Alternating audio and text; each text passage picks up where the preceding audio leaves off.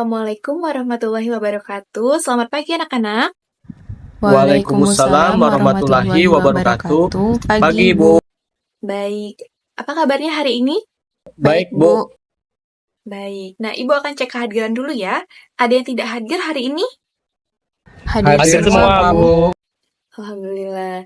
Nah, Ibu akan mereview sedikit materi minggu kemarin. Kita sudah belajar tentang larutan.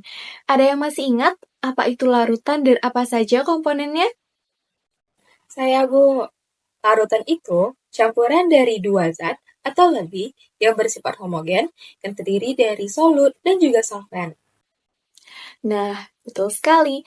Jadi, kalian masih ingat ya materi tentang larutan. Nah, hari ini kita akan belajar materi baru, yaitu tentang asam dan basa. Nah, materi ini penting sekali untuk kalian pelajari karena kita sehari-hari itu selalu berdampingan dengan zat asam dan basa. Anak-anak, Ibu mohon kalian memperhatikan dengan baik ke depan dan mengikuti pelajaran dengan baik ya. Nah, anak-anak, di sini Ibu ada 2 buah larutan.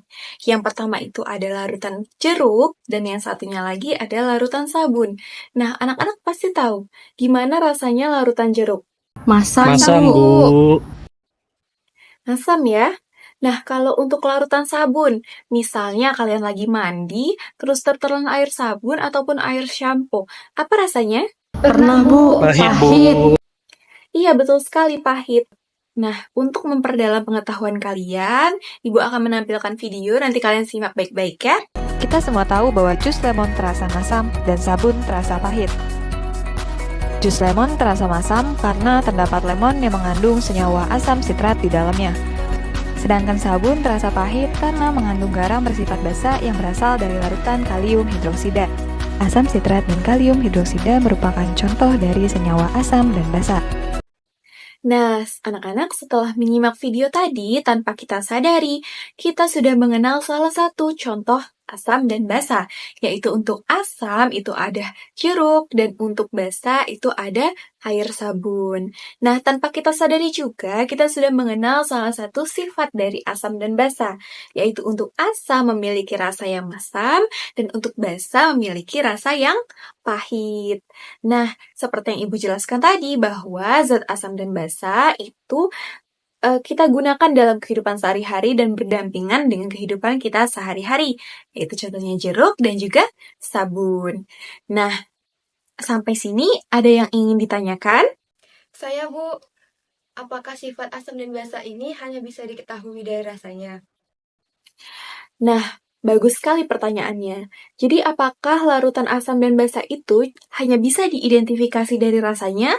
Tentu saja tidak ya, anak-anak. Karena kita tidak mungkin mencicipi semua larutan asam ataupun larutan basa.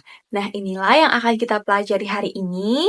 Jadi, silakan kalian untuk menyimak materi dari Ibu baik-baik ya. Nah, anak-anak, di sini Ibu ada contoh larutan asam beserta reaksi ionisasinya. Bisa kalian lihat bahwa larutan asam itu akan melepaskan proton atau ion hidrogen ketika dilarutkan dalam air. Nah, ion hidrogen ini bersifat tidak stabil di dalam air dan cenderung bergabung dengan molekul air membentuk ion hidronium. Nah, untuk larutan basa, itu dia akan melepaskan ion hidroksida. Nah, jadi kita sudah belajar 2 sifat asam dan basa, yaitu dari rasanya dan juga dari ion yang dilepaskan. Nah, Ibu akan tunjuk satu-satu, coba kalian sebutkan salah satu saja sifat asam dan basa yang sudah Ibu jelaskan tadi. Oke, Bila, untuk larutan asam? Memiliki rasa yang masam. Ya. Manda, untuk larutan asam? Dapat melepaskan ion H+, Bu. Bagus. Dea, untuk larutan basa? Sifat basa memiliki rasa yang pahit. Oke. Dan untuk Naila, larutan basa? Melepaskan ion OH-. Oke, jadi anak-anak sudah paham ya, sudah paham mengenai 2 sifat asam dan basa ini. Nah, kita akan lanjut ke sifat asam dan basa selanjutnya. Anak-anak, di sini Ibu ada triad pH, ada pH 0 sampai pH 14. Nah, coba kalian perhatikan untuk air yang bersifat netral, pH-nya berapa? 7 ya. Nah, kalau untuk Larutan asam pH-nya 2. Nah, kalau untuk larutan basa pH-nya 12. Nah, di sini adakah yang bisa menyimpulkan sifat asam dan basa melalui pH yang sudah kalian amati? Ya, silakan. Saya, Bu. Jadi, asam itu memiliki pH kurang dari 7, sementara basa itu pH-nya lebih dari 7, Bu. Oke, betul sekali. Jadi, untuk larutan asam itu memiliki pH yang kurang dari 7, sedangkan basa itu memiliki pH yang lebih dari 7. Nah, anak-anak, di sini Ibu ada serangkaian lampu. Nah, ketika elektroda dicelupkan ke dalam larutan yang bersifat asam, maka akan menghasilkan nyala lampu yang terang. Nah, untuk larutan basa juga akan menghasilkan nyala lampu yang terang. Nah, ada yang bisa menyimpulkan? Ya, silakan Fidela. Jadi, larutan asam dan basa mampu menghantarkan listrik, Bu. Iya, betul sekali. Jadi, larutan asam dan basa itu dapat menghantarkan arus listrik. Dari mana, Bu? Seperti yang Ibu sudah jelaskan tadi, bahwa larutan asam dan basa itu akan melepaskan ion H+ dan ion OH-. Nah, ion-ion inilah yang akan menjadi pembawa arus listrik sehingga larutan asam dan basa dapat menghantarkan arus listrik, seperti yang dilihat bahwa lampunya menyala.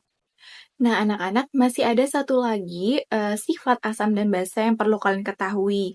Nah, tapi Ibu ingin kalian yang mengidentifikasinya. Nah, kelompok yang depan Ibu namakan kelompok A, kelompok yang belakang itu kelompok B. Nah, tadi kan Ibu sudah memberikan 2 contoh larutan asam basa, yaitu jeruk dan sabun. Nah, larutan jeruk akan Ibu berikan ke kelompok A, dan larutan sabun akan Ibu berikan ke kelompok B. Nah, di sini Ibu punya kertas lakmus, ada kertas lakmus merah dan kertas lakmus biru. Nah, kertas lakmus ini dapat berubah warnanya di dalam larutan asam maupun larutan basa. Nah, untuk kelompok A, Ibu kasih kertas lakmus biru, dan kelompok B, Ibu kasih kertas lakmus merah. Nah, silakan kalian identifikasi perubahan warnanya, silakan berdiskusi dengan kelompoknya masing-masing. Jika ada yang ingin ditanyakan, boleh ditanyakan ke Ibu. Ibu berikan waktu 2 menit, apakah cukup anak-anak? Cukup, Bu. Oke, silakan mengerjakan. Oke, anak-anak, waktunya sudah habis. Apakah sudah selesai? Oke, baik. Nah, silakan untuk kelompok 1, perwakilannya untuk memaparkan hasil diskusi kalian. Larutan asam dapat merubah kertas lakmus biru menjadi merah, Bu. Nah, contoh lainnya itu pada asam cuka, Bu. Ya, beri tepuk tangan dulu. Bagus sekali hasil diskusi dari kelompok 1. Oke, selanjutnya untuk kelompok 2, silakan memaparkan hasil diskusi kalian. Larutan basa dapat mengubah kertas lakmus merah menjadi biru, Bu. Selain itu, contoh lainnya adalah obat Oke, baik sekali jawabannya. Sudah bagus. Untuk kelompok 1 dan kelompok 2 sudah paham materi asam dan basa dan sudah bisa memberikan contoh asam dan basa dalam kehidupan sehari-hari. Nah, jadi ada yang bisa menyimpulkan pembelajaran kita hari ini?